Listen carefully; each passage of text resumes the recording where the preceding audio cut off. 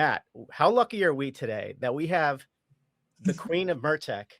I'm sorry, I couldn't resist, but Abby There's Lorden, a story there. the publisher of hospitality technology, which is awesome. She's not only an industry veteran, like I think has seen almost every trend and everything that our industry has ever experienced, but she's also happens to be I would say a technology maven. She gets it. She understands it. She understands technology through the lens of both the operator and also the suppliers or the vendors that are putting these new technologies out there. So, Abby, welcome to the show, man. I appreciate it.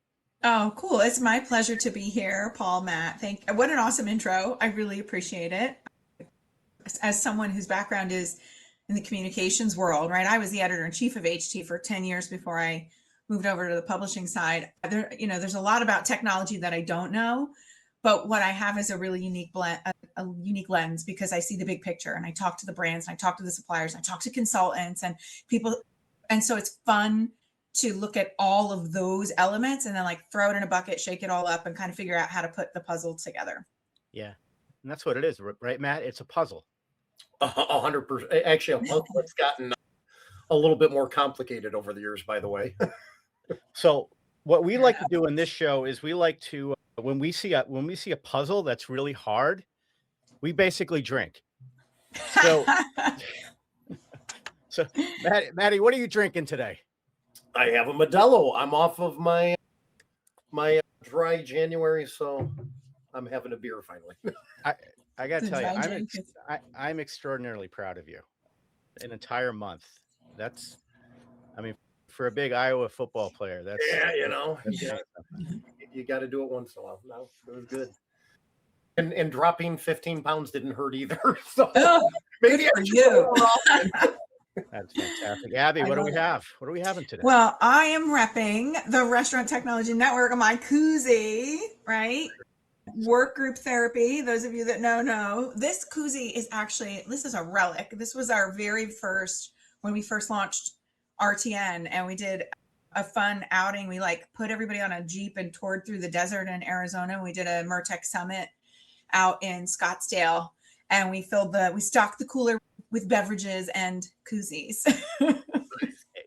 Everybody has to have a koozie. I mean, That's right. there's, I'm not even sure if you're a real company if you never made a koozie. If you never gave away a koozie, do you even count as a company?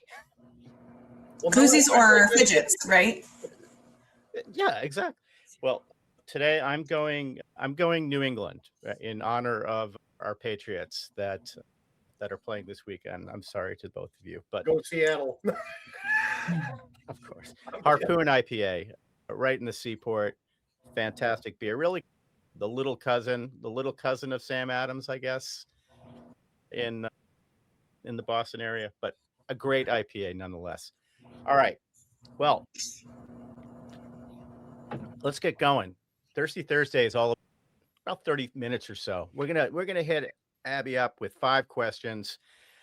I think the theme of today's is really going to be, it's not just going to be, it'll be about MURTEC, of course, but like everything that we talk about, there will be a technology thread that cuts through all of this stuff, that sews between all of it.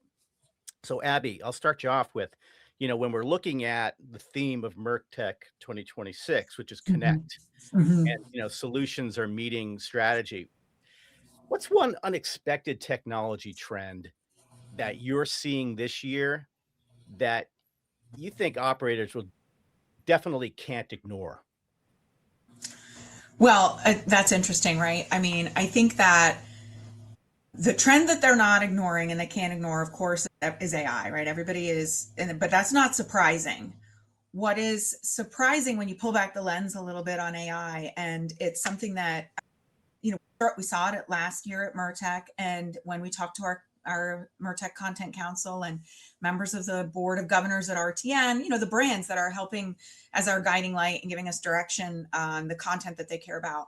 What has come to the surface as surprising is truly how much gray area there is in the world of data maturity across brands, right? Some brands, we walked into rooms at MURTEC last year and brands were talking about how like they don't even have a data warehouse, right? They are so far away from being able to start to use that data, clean it up and put it into any type of an AI tool.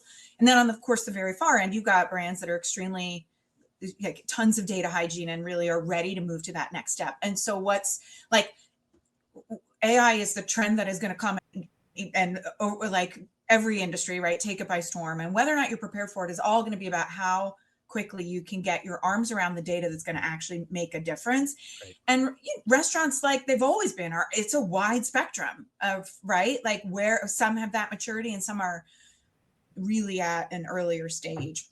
But that's part of what we want to try and help them tackle when we get together at MURTEC in just a few weeks. Yeah, just a few weeks is right. March, just to remind everybody, it was March 9th through the 11th. That's right. Yeah. Right around the corner. Right around the corner. Matt, what do you have for Abs? Yeah, I mean, so you guys did some changes this year. We do. Which I'm really excited about. And you've added a AI day, you know, part of the show. What's something you've been hearing from operators in regards to AI? And before you answer that, it's funny, I was on a meeting just yesterday, and someone at MURTEC last year had told me AI stands for almost intelligent, and essentially telling me that we're not ready. I had the same person though yesterday tell me AI stands for almost interested. So in 1 year, it went from kind of being hands, arm's length away to I think we really got to take a look. But what are you seeing? Yeah. So it's a great question. We could have filled a whole 3-day agenda on AI and not been done. But we know there's a lot of other stuff that the industry needs to tackle. So the concept for the AI summit at MURTEC, I've got to give a huge shout out to our friends and colleagues over at Signalflare AI. This was actually a really cool concept that came out of, like, I was percolating in a great conversation, chatting with a good friend and colleague, Tammy Billings, of course, who's a central part of the team over there at Signalflare AI. And she said, what we're seeing, and she's bang on, is that it's so much of the education around AI hasn't quite yet made it to the leadership group that's not in technology. And it has to, because marketers, chief executives, operations executives, finance executives, it's going to touch everybody, right? All aspects of their business. It's going to touch everyone. And we have to kind of figure out how to help individuals get their arms around what AI means to them as a person. And then what can it do for the company? And then what can it do in relationship with the customers? And I have to give a shout out to Aaron Newton at Thanks, who's going to be doing some education with us at MURTEC Summit. He shared some of that background when we were chatting and prepping for MURTEC Summit AI. And he's going to do a session on that, kind of that evolution of, like, there's the individual and their awareness of AI, and then it moves from that to the company and how company adopts it. And then you can start talking about how to have that relationship with a customer. Because the idea is, if your people haven't embraced it and they're not using it in their day-to-day, how can you expect to roll out a solution that your customers are going to be able to trust you and use? So that means it starts with educating the individuals. And, is it agentic? Is it generative? What are the legal implications? Is this a problem that should even be solved with AI? If it is, how do I build a business case around it? Is it really all that hard to build a data lake? Or is this something to build a knowledge library? Is this something that can be done? And Mike Lukianoff over at Signalflare is an incredible expert in that space, and he's going to lead a session on that for us. So, I think when we think about AI Summit in particular, it's really a fantastic 1-day boot camp. If you need to get up to speed and you need to get up to speed and you don't necessarily want to raise your hand on it, come. You're going to get the education you need. If you already know a lot, I guarantee you're going to come away learning more, and everything in between. So we're really stoked about it, and we're stoked to bring information together that will help people who are in cross leadership roles, not just the IT teams. And frankly, like half of the people that come to MURTEC are business leaders and not IT leaders. So there's going to be a lot for them in hanging out for that 3rd day. Yeah, I couldn't agree with you more. I think that, there is a lot of, it's still it's a murky area to a lot of people. But I think when you divide AI up into different C-suite disciplines, AI for operations, AI for finance, AI for marketing, AI Mhm. for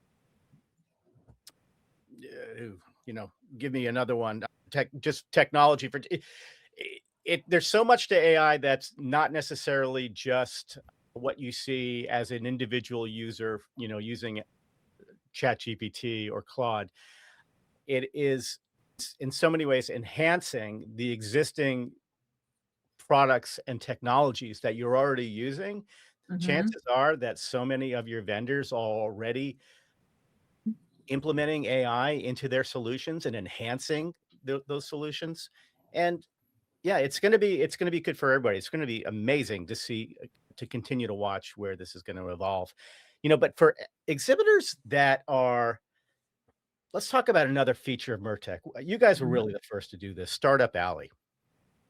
You know, and what's great about your Startup Alley is that it's really incorporated into the main floor. I mean, this is Yeah.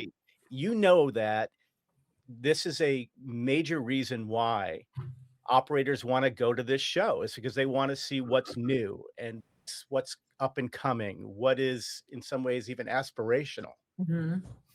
But between the Startup Alley, that's gonna attract a lot of people, and the main floor, what are some of the ways that vendors can make their show experience more unforgettable? I love it. We definitely have some cool things that we're doing this year, and I'll share a little bit about that. I want to spend a second on Startup Alley too, Yeah. Paul, because what I think is so important about Startup Alley that we bring to MURTEC, and some folks may not know this, it's led by RTN, the Restaurant Technology Network, which is our membership community, right? And RTN was initially founded out of the concept of let's create standards, let's get together as an industry. Other industries have figured this out. It's time for the restaurants to do it. And let's build technology standards where the rising tide floats all boats, right? It's not about secret sauce. It's just about making it easier to transfer data back and forth. So RTN launched Startup Alley at MURTEC a few years ago. Golly, I think it was like maybe 6 years ago. Yeah. And everybody who gets into Startup Alley has already been juried in. So we have a whole submission process, right? A bunch of startups in the market, they fill out an application, they have a whole form that they have to submit that talks about things like are you solving a viable problem in the market? It might be cool, but if this isn't actually solving a problem for brands, then we don't necessarily know that it's not ready necessarily to be in the big room. So Startup Alley, yes, it's a crown jewel. It's in the middle of the exhibit floor. It always generates a lot of buzz because people want to go and see what are those 15 hopefuls that have made their way into the Startup Alley that are judged, right? Restaurant brands that are judging those new startups to get into the space. And then they're choosing which of the top 3 get to take the main stage for the big competition. So it's a really fun program. But, Paul, what you talked about is like, then how can an exhibitor that's participating in MURTEC this year, what are some of the things that we're doing to make it even easier for them to interact, to attract attention to their booth? I think, first of all, it's important to know that restaurant operators, they definitely want to come and find solutions. Mhm. They don't want to feel super sold to, right? They're the people. We want to just have relationships and feel like we're heard, and maybe like, buy me a drink, take me to dinner. So we've made a few changes to the way that we're running the show floor this year to help with all of that. The first one is we are organizing tours. So restaurant operators, when they sign up and register for MURTEC, they can choose their category that they're interested in. Maybe I want to learn about point of sale, or I want to see who's on the show floor that has loyalty solutions. And we'll be touring operators around the show floor at different times throughout the day if they've signed up to visit some of those booths. Now they have kind of safety in numbers and they get to go and check out those booths. We're also adding a swag shop on the MURTEC show floor this year. I love that idea. The Love it, swag right? swag shops are so cool. I mean, It's fun. And yeah. so we're going to give tickets to restaurant operators for doing fun things, like go and visit a vendor at their booth and you're going to get some tickets. And then you use those tickets and you go buy fun swag in the swag shop. And then if you really want to stand out, you're going to have a cooler conversation, right? And the cooler conversations, I got to give credit to the gentlemen that are on the screen with us today, who came to me and said, Abby, we want to do something really fun. We want to help with, what you guys are doing there to drive engagement and interaction and have a way for exhibitors to kind of help break the ice, har. And it's through cooler conversations. All right. Just so you know, though, I mean, these things, we found out, we were talking to the supplier. And by the way, these things are proudly made in the United States. An hour and a half from my house. I love it. I didn't know that. These things hold 100 pounds. Can you believe that? I mean, so I'm afraid some people are going to try to ride them. That's like Thursday, Friday, Saturday, and maybe half a Sunday. Yeah. Yeah. These are going to be so much fun. I can see brands like doing two, like maybe doing one in their brand colors and maybe another one that's like completely like whited out or blacked out. This is going to be fun. I know that we already have an interest. We have a whole bunch already that people have already ordered. So yeah. And so the concept, you guys know it, right? But the concept is the exhibitors can have these fun remote controlled coolers in their booths. They're going to get to raffle those away, right? That's part of the whole ticket system. As restaurant operators come to MURTEC, they get tickets for cool things. They can use those cool things for swag. They can participate in the raffles that our partners, our exhibitors are having for those that want to have the coolers in their booth. So the whole, the theme kind of connects back to the theme for MURTEC, which is our MURTEC Connect theme. We're really being intentional about trying to make it even easier for people to find each other, connect with each other, help break the ice, and have not serendipity, right? But actually like thoughtful, structured moments in time to connect. And we've got some other ways that we're doing that on the agenda too. Yeah, I love that. I just think that it's a very appropriate MURTEC Connect. It's just about, I think you guys are doing a terrific job with engagement. If there's one thing that a lot of exhibitors and vendors have kind of been a little persnickety about perhaps over the years, it's lack of opportunities for engagement. And I think, from when Matt and I, everything that we've seen and talked with your staff, it feels like there's been a real incredible conscious effort to try to get as many opportunities for engagement as possible, which is fantastic. Yeah. It's interesting how, when I mentioned this, that, operators, they want to come and learn. They want to talk to their peers. Yes, they're definitely interested in walking around the show floor and seeing what's new and cool and exciting. The tours are going to really help with that, right? Because they want to get a preview. I'm here for security systems. Who's here that's doing that? Maybe there are some new exhibitors, and there definitely are. We have some great new, not just Startup Alley, but a lot of new companies that are going to be with us at MURTEC this year. But we've done other things under this theme of Connect to help with that engagement. One of them is we run a one-to-one networking session, and we love the format for this. It's a little different from your traditional one-to-one networking session. The restaurant brands that sign up, they get their own branded pitch table where the restaurants get to sit at the table, and it's got their brand and their logo, and they're kind of in the power seat. And before they come to MURTEC, they tell us what they care about. What are they interested in, right? And then we use that to help guide the suppliers to say, the restaurants are here. They're ready to hear from you. You've got time. We're going to have several rounds of discussion meetings.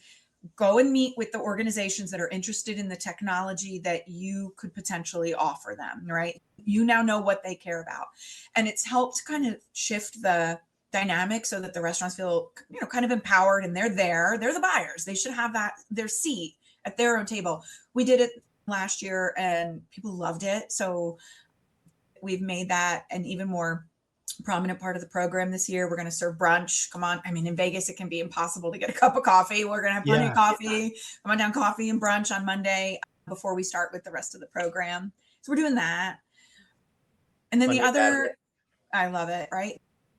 The other big change to the program this year is, and this is also in direct response to vendors have said, everybody knows that the real meetings happen at night, right? You go to dinner and then you come back from dinner, you sit around at the bar, and they want that to be more organic and easier than ever. So we are hosting a late night party on Tuesday, MURTEC, calling it MURTEC's Electric Connections. It's awesome. Tuesday night. It's at this really cool, swanky venue that's right inside of Caesar's Palace. So it's easy to get to. It's got just like this really luxe nightclub vibe Tuesday night. from 9 to 11 p.m. So go to dinner, you spend all day, education, content, networking. We'll do the cocktail hour on the exhibit floor. People can go to dinner and then come back and hang and party it up a bit. Not too late, right? Because you got to go to AI Summit the next day and hang with us and, our friends at Signal Flare, who were the founding partner of that for us. But it's going to be a really good time. Absolutely. Love the changes. Love it. So looking at your guys' agenda this year, you have a lot of sessions. Anywhere from payment processing to, data, as we were just talking, and obviously everything in between. But if you had, let's call it the chef's choice, the soup du jour, if you will, what would it be and why?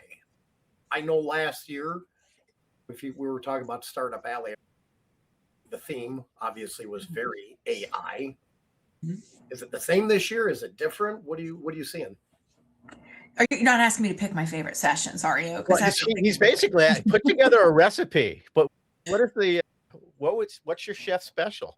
Yeah. Well, okay. So a couple things. The first one is you do not miss the keynote speaker. That's Tuesday afternoon. That's Sol Rashidi. She's going to be speaking right before lunch. She's actually kind of a thing. She's kind of famous in the tech space, but for folks that don't know her, I mean, she is really one of the world's foremost experts on AI in business, and she's the world's first chief AI officer. She's led a bunch of Fortune 500 companies through their evolution. But we met with Sol when we were bringing her in to do this keynote, and what I really loved about her is that she understands that you just can't get in there and talk theoretically about the potential for AI. You have to help businesses say, first of all, are you even prepared to roll out AI? Do you have staffing for it? Do you have a business plan around it? Even if you can solve this problem with AI, should you, right? So she's extremely practical in her approach to how to start to kind of bite size your way through this. And so she's going to chat Tuesday afternoon, which is the day prior to where we have the full day of AI content. So we've got Sol, and I love that. I love that session. The other thing we really focused on this year, and I think you'll see it in all of the sessions, is that we really leaned heavily into case studies, right? I think noticed that. The notion of, let's talk about what's the potential for technology. I mean, the potential for technology is just exploded, right? We know that it can basically do anything that we set ChatGPT's mind to. So it's more about, what are brands actually doing? What was their experience? What were their problems? Why did they pick that solution? What was their experience and what was their takeaway? And so many of the sessions on the agenda tackle their topic from that perspective, right? We've got a great session on autonomous operations where there's a brand story on, we are using drones. There's a brand story on where we have some automation in our kitchen, right? So they're going to get in and tackle that. All the content on the AI day heavily focused on, here's what we did, here's what happened, here's what worked, here's what our lessons were, here's what we would do differently, right? So a lot of the session content is really focused on case study approach. And, the restaurant brands have asked us for that.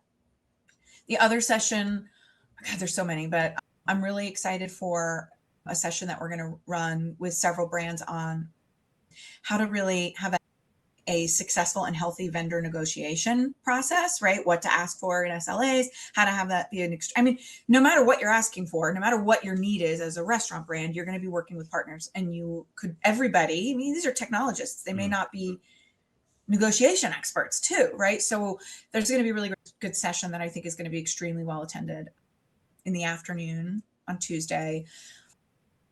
And I would be remiss if I didn't call out that RTN is going to run a session also in the afternoon on Tuesday, focused on what does the industry need next as far as standards and technical resources. And you do not have to be a member to attend it, right? Anybody that wants to come and participate and be in that session, we want to have them there and roll up your sleeves and help guide RTN and tell the leadership community what you need. So that's going to be a hands-on workshop format session. Roll up your sleeves, and we've got some fun exercises that'll work people through that process.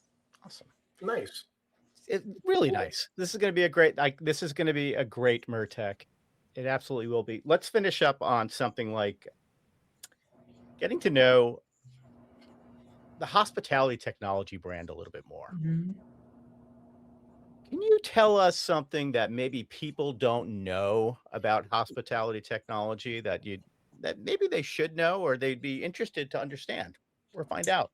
Oh, for sure. How cool is that? So, yeah, it's funny. A lot of people, I'll say, like, I'm with hospitality that technology, and they're Yeah. like, glaze over, and I'm like, MURTEC, and they're like, oh, yeah, we know that, Yeah, right? right. So, great question, Paul. Hospitality technology is a B2B media brand, predates MURTEC even, Yeah. and what a lot of folks probably don't know is that we actually cover the restaurant market and the hotel market. So whereas we have conferences for restaurants with MURTEC, we have a hotel conference. We are producing research. Of course, we have our membership community, right? That's a sister brand to the hospitality technology brand. They're all kind of part of the same family, separate but equal. And the hotel industry is an unbelievable learning ground for restaurants because they are, for the most part, a lot of the things that restaurants are dealing with, hotels have faced and had to figure out. They have often a very sophisticated technology stack. You know, you're talking about people coming and spending days in a property. And so there's a lot of tech that's in that physical environment. Right. And we've been able to learn a lot. I'll share that the concept for RTN and standards was inspired by the hotel industry and the work that the HTNG is the group, Hotel Technology Next Generation. Right. They're actually now part of the American Hotel and Lodging Association. Like 20 years ago, they were doing this work for hotels to help them with standards development. And we saw that and said, it's time for restaurants to do the same sort of work. So I think people would be surprised to know that media brand really spans both markets. And there's a lot we can learn by sharing across that aisle. Absolutely. That's very cool. And you're right. I mean, a couple of things come to mind immediately when we talk about sort of the experiences that the hotel industry had that made its way over to restaurants. That ranging from dynamic pricing to, third-party booking agents, 100%. AKA different marketplaces. All of those OTAs, right? Right. And when that first hit the hotel industry, they didn't know what to do. Nothing like that had ever really happened before. And here's the best learning we've seen in the lodging side, and what I think is still important for restaurant brands, to know as a takeaway. For a long time, hotels kind of didn't know how to handle it, and there was non-action, right? And meanwhile, Orbitz and Travelocity and others who today they have a solid relationship with, but hotels lost the direct relationship with their customers. That's right. When those aggregators became such a great way for people to book rooms. Powerful. And the hotels, very powerful, and hotels have spent the last couple decades trying to figure out how to win that customer relationship back, right? How to have a direct relationship. And there's a lot of things that they do to try and create that with, special perks and value that comes if you book directly.